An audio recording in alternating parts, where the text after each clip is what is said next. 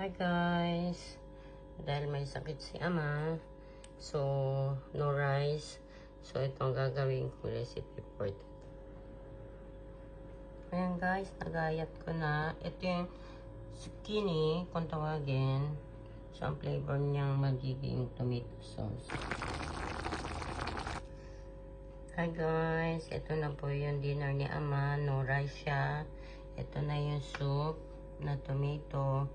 Sa akin yung talong na yan, tanim ko, tsaka kamatis. Ito din, ito po yung sili.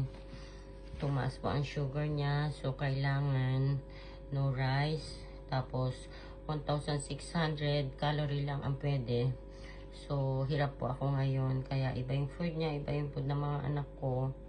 So food lang niya ang i-vlog ko po. Yan, fish niya. Ganyan. Thank you po. Pasensya na pag busy ang lola nyo. Hirap ngayon sa pagluluto. Thank you for watching guys. Bye.